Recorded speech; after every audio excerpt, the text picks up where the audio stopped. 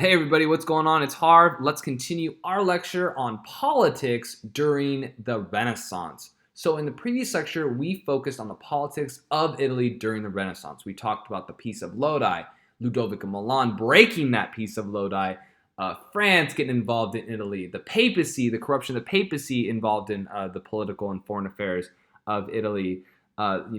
Spain getting involved, the HRE getting involved, and just the overall mess and destabilization of Italy during the Renaissance. That's gonna really, Italy's gonna be really destabilized and really, interwoven with foreign affairs until the 1800s. Okay, now today we're gonna focus on kind of what's going on politically outside of Italy during the Renaissance. Okay, we're gonna be focused on England, France, and Spain. Now, before I get started with this lecture, I want to make a quick note, ladies and gentlemen, that in this class, as I kind of tell the story of each country, it's really important to be cognizant of kind of like the evolution of these countries. And Spain is a really good example. We're gonna in the very beginning of this class focus heavily on Spain. Spain's gonna be so important, and then after the Spanish Armada, we're gonna see a big decline for Spain and really them slip, into irrelevance. They're going to not be the powerful country that they once were. That's going to be something really important as you kind of see countries accumulate power and then lose power, and then new countries rise and accumulate power. Germany's a really good example. We're going to see, Germany being an important player in Europe become, the most vital important player in Europe in the 1800s and 1900s, for example, their involvement in the two world wars. So really just important for you all to be mindful of the evolution of each country and kind of their accumulation of power and how they lose power and the new countries kind of get involved. So really interesting, okay? Let's take a look at the map of Europe, ladies and gentlemen, during this time, during the Renaissance, okay? What do you notice? Pause, kind of think about it. What do you notice on this map? Okay. All right, let's unpause and let's talk about it. All right, this map is so different from the map of Europe that we know today. Okay, and it's really important for us to be able to look at a map and kind of be able to tell, oh man, this is in the Renaissance. Oh, this is in the French Revolution. Oh, this is in the, this is after World War I, but pre-World War II. This is after World War II. This is after Napoleon. This is before Napoleon. So it's going to be really important that we're going to look at a lot of different maps. You should be able to kind of tell just by looking at a map of what time period we're in. I know this is the 1500s and 1600s because, for example, we don't have a UK yet. That's going to, happen more in the 1700s, okay? I know this isn't, I know this is, early on. I don't really see a strong Prussia yet, okay? So I know this isn't, like in the 1800s or 1700s. I know that Italy is divided, so I know that this isn't the 1800s. I don't see a Russia yet, okay? So those are all clues to tell me that this is in the Renaissance, all right? And we're gonna look at tons of different maps, all right, and be able to look at maps and see what time period we're in, okay? But just for right now, right, we don't have a UK yet, all right? We see the HRE, this just giant mess of almost 300 countries that eventually will become Germany. This is kind of baby Germany, all right? We don't have a Russia yet, and we have a divided Italy. Okay, so our map. This is kind of where we're at politically during this time. All right, let's talk about some of the new monarchies that we're going to start to see rise during the time of the Renaissance. Okay, after 1450, ladies and gentlemen, we're going to see that shift from feudalism to unified national monarchies. Why? Well, we talked about this. Okay, we talked about the decline of the church and the decline of the nobility. Right? The decline of the church with the Avignon papacy, the Great Schism, Boniface, and the decline of the nobility with the Black Death. We talked about that. And who is going to take up this power that the nobles and the church are losing? That's going to be the monarchs. Okay, the monarchs are going to be taking this power. All right? Now, one way that monarchs are also going to be taking power is where they're going to seek the loyalty of and kind of make a deal with towns and people in positions of power in towns, okay? Let me give you just a quick general example. And we're going to be talking about kings and certain monarchies accumulating power throughout this lecture and throughout other lectures but this is just kind of, I just quickly want to talk about this, okay? So one way that kings, and monarchies would consolidate, centralize, and gain power was they would simply seek out people and give them, some privilege or give them some title, money in exchange for their loyalty. So for example, kings would go to, governors and mayors of towns, judges, important lawyers, okay, and say, look, if you are loyal to me, okay, and make your town loyal to me, I will give you money, whatever you need, okay? I will give you what you need. All right, we'll make a deal, but I want your, absolute loyalty, and I want you to help me make your people loyal to me, all right? And the mayors and governors and judges would make that deal. They'd be like, all right, that sounds good for me, man. Yeah, I'm down with that. That's cool. All right. And so that was one way that monarchs started to consolidate power. Okay. Is they started, basically selling offices, selling, important governmental positions in exchange for loyalty. They were buying loyalty. All right. And therefore buying the loyalty of the people. Okay. Now, during this time, a couple important representative assemblies are going to start to emerge and gain power. All right. In England, we're going to start to see Parliament. All right. In France, we're going to see the Estates General. In Spain, we're going to see the Cortes. England, in the English Parliament and the French Cortes are the two most important. And I want you to highlight them, remember them, keep them kind of in your back pocket because we're going to be talking about them later on. Eventually, we're going to see in the English Civil War a fight between who has power in the government, Parliament or the king. All right, and Parliament's going to win. All right, the French Estates General is going to play a really important role within the French Revolution. So just kind of remember these two entities, especially the Parliament and States Generals. Remember those entities because we're going to be talking about them a little bit later. All right, now a big change that we're going to see as monarchies, as these monarch institutions, these kings and queens consolidate power, generate power for themselves, is they're going to start to make issues that were used to be very local or decentralized issues become national issues like taxation, war, law enforcement, okay, are going to start to become national issues and national powers for the king, whereas a noble had control over taxes or a noble had control over whether to send his knights to war or not. That power is going to start becoming the power of the king. Kings are going to start being in control of taxation, war, the laws, okay? And they're taking that power from the nobles and the church, all right? Remember, Boniface and Philip had a fight over taxation and laws, right? Like, Boniface said, I can appoint, the clergy, or I can, you have to ask me for taxation. And Philip was like, no, dude, I don't. All right. That's going to be really important. The kings are going to start controlling and having these powers and making them, issues, national issues. Okay.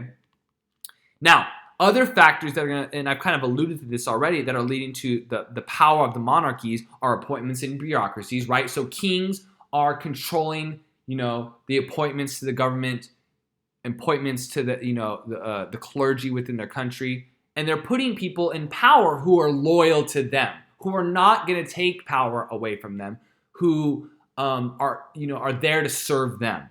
Okay, so and that's important. Kings are putting people in power using appointment that are loyal to them. Also, they are starting to control more and more and more and more the bureaucracies. Now, you might be saying, Harv, dude, what is a bureaucracy? That's a government institution. For example, like the army, right? We saw that the kings are creating professional armies, aka the armies of the country are becoming the kings, okay? So this institution of the army, of the military, is becoming, something that's under the control of the king. So for example, in our government today, we have the Department of Education, Department of Agriculture, right? Those are all government bureaucracies. We're seeing the king create bureaucracies, and those bureaucracies are under that king or queen's, that the monarchy's sole control.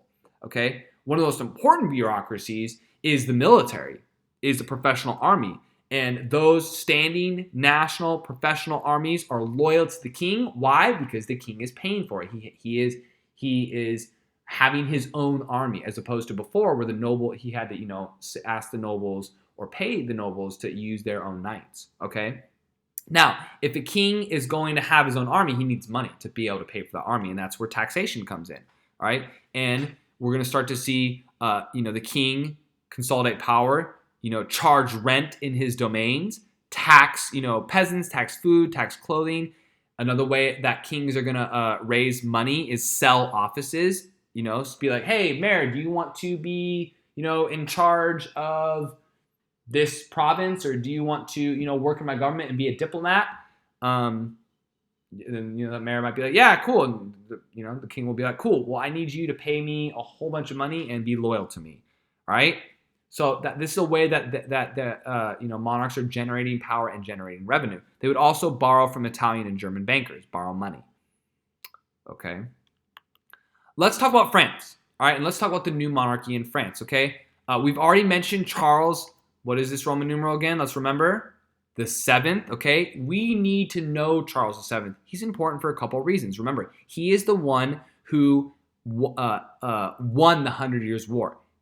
He's the one who killed Joan of Arc, okay? And so he's really important for professionalizing the army and being able to keep England from, basically taking over France, okay? He had a great advisor named Jacques Courier, all right, who helped develop the army, okay, a strong diplomatic corps, and a national administration.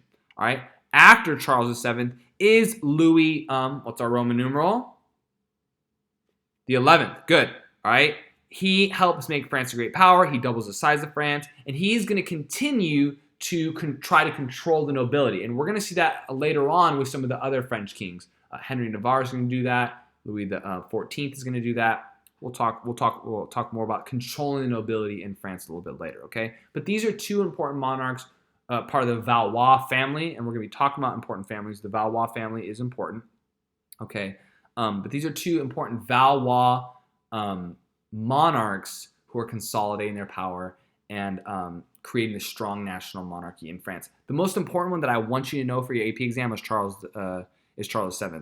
Louis the 11th, not super important. Charles the 7th, more important. Okay. All right. Spain. All right. Ferdinand, Isabella, all right? They're going to marry, and they are going to help unify Spain, okay? They're not going to be, they're not going to rule over a fully unified Spain. It's going to be their grandson, Charles V. I've already mentioned him a little bit, who's going to be the first to rule over united Spain. Now, really important for us, ladies and gentlemen, let's kind of hit pause for a second. I'm going to be starting to talk about some important monarchs, okay? I've mentioned one so far that we do need to know for the AP exam. That is Charles VII, okay?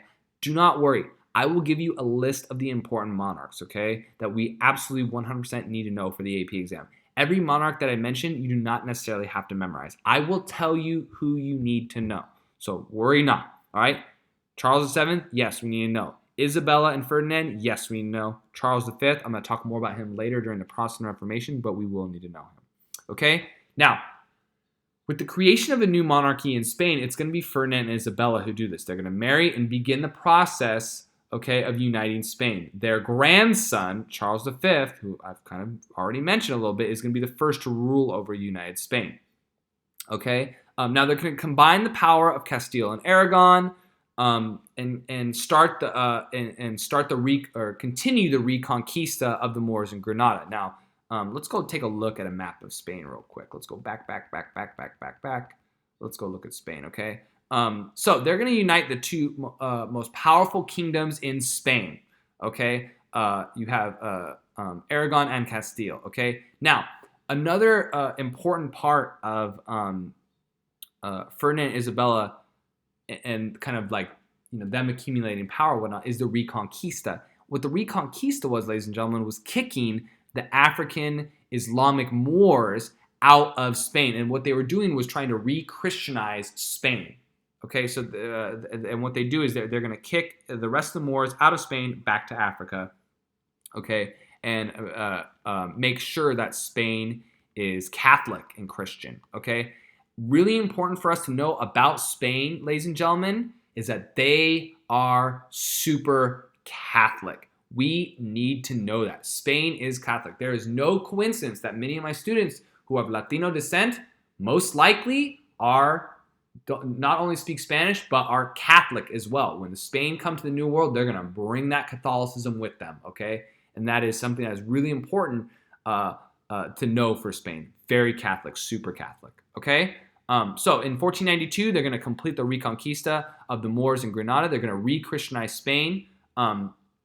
Also very important for us to understand is that they are going to make Spain solely a Catholic nation, okay? No Protestants, no Jews, no Muslims, only Catholics in Spain. That's going to be really important for us to remember, ladies and gentlemen, okay? Because that's going to lead to a brain drain in Spain, all right? They're going to lose lots of money. They're going to lose lots of intellectual talent because they don't want anybody other than Catholics in their country, okay? And there's a ton of important effects from that, okay? But that's very important. Also in 1492, they're going to be sending Columbus out to the New World. So a lot's going on in Spain, okay? Ferdinand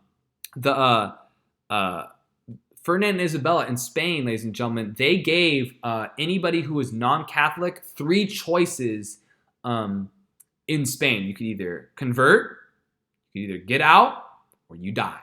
All right, that was it for Jews, Protestants, or Muslims, okay? And many of them are going to run to other countries, bring their money and talents, and that's one of the reasons why we're going to see Spain rise and decline so quickly. Is because Spain is not going to be open to new ideas. Spain is going to be very conservative, and we'll talk about that with their Catholicism, okay? We'll get to that, all right? Later on, they're going to conquer Naples and Navarre, all right? And they're going to, just like France, Ferdinand and Isabella, just like Charles VII, are going to go after the nobility. All right, they are going to make sure that townspeople replace the nobility in their administration. They are going to ally with the towns. Okay, and so they're going to take power away from the nobles, and they're going to sell, offices. They're going to try to get the loyalty of the towns and other people, not necessarily the nobles. So they're going to, directly attack the nobles. All right. And they're also going to attack the power of the church. Ferdinand and Isabella, the Spanish monarchy, is going to control the appointment of the higher clergy, okay? Control the Spanish church, control the Inquisition, which I kind of mentioned. The Inquisition is this idea of keeping Spain Catholic. So for, the Protestants, the Jews, and the Muslims, right, to convert, get out, or die. Okay, so they're going to reduce the power of the nobility, reduce the power of the church. They're consolidating power around themselves. Okay, and one of the things that they're going to do is they're going to marry off their children. Okay, they're going to marry off one of their daughters, Joanna. They're going to marry off many of their kids, and we'll talk about 2. We're going to talk about Catherine of Aragon, who's going to be married to Henry VIII, and Joanna. They're going to marry off Joanna to Philip of Habsburg. This is another family we'll need to know. I'll talk about that when we review in class, okay? And they have a son, which is Charles V, right, who's going to rule the HRE and Spain, okay? Those are all things that I will be mentioning and going over, so don't worry about that, okay? All right, the last monarchy that I really want to focus on is England, all right? During the 1400s, there was a huge civil war, called the War of Roses, and this was between the houses of York and the houses of Lancaster. All right, we're going to see York seize the throne, murder princes, his brother's sons, and we're going to see support really, be turned over to Henry Tudor, a Lancaster, and Henry Tudor will be our first Tudor, Henry VII, who is going to seize power in England. Henry VII is our first Tudor, and we're going to talk about the Tudor family. Really important. So far I've mentioned a couple different families. I mentioned the Valois family of France, okay, the Habsburg family of the HRE, and we have the Tudors, all right? The Tudor family, ladies and gentlemen, is going to start with Henry VII and end with Queen Elizabeth, who is the queen of queens. She is my queen. Man, she's amazing, and she's amazing. The Tudor family is one of the important families we need to know, and it starts with Henry VII, okay? He's going to marry a York to kind of make peace with the two families, the Lancasters and York, okay? And just like Ferdinand and Isabella, just like Charles VII, go after the nobility. He's going to establish power of the nobility through this institution called the Court of Star Chamber. He's going to make his own court system. Now, why might that be really significant, ladies and gentlemen, for a monarch? Well, because whenever that court rules, they're going to rule in favor of that monarch, which is really important, okay? So he's going to use the legal system to support the monarchy and really hurt the nobility. He's going to use this legal system to take land and fortunes from the nobility and also to become independent of Parliament. This is important foreshadowing. After Elizabeth, we're going to see the Stuarts, okay, from Scotland take over the throne of England and really not be able to be financially independent from Parliament. That's going to lead to war and eventually the rise of Parliament. Okay, those are all things we're gonna talk about. Okay, so Henry Tudor begins the Tudor dynasty. All right, very important. All right, and the Tudor dynasty is going to start with Henry VII, Henry Tudor, and end with Elizabeth. We'll memorize all of our Tudors. Okay, the HRE. This is Germany. All right, the main territory within the HRE, and it was divided into roughly 300 political entities in the 1400s. It's really important for us to know, ladies and gentlemen, during this time, Germany is a mess, just like Italy. It's going to be a mess religiously, politically. Italy is very divided, okay? Slowly but surely, as we talk about Germany throughout this class, we will see it unify, okay? Now, there was some unity within Germany with the Golden Bull. This allowed for the German princes to elect the emperor, the HRE. But other than that, ladies and gentlemen, Germany was factionalized, feudal, not unified, okay? They had a Reichstag, which is its national assembly, to share power with the emperor, but Germany is not really strong yet. We're slow. As we see the rise of Prussia, okay, we'll start to see the rise of Germany, and then eventually in the 1800s, we will see Germany unite in the Second Reich with the German Empire. Okay, that's it for today. We'll stop right here with the Northern Renaissance, and that will be my next lecture. Thank you so much, ladies and gentlemen. Great job today.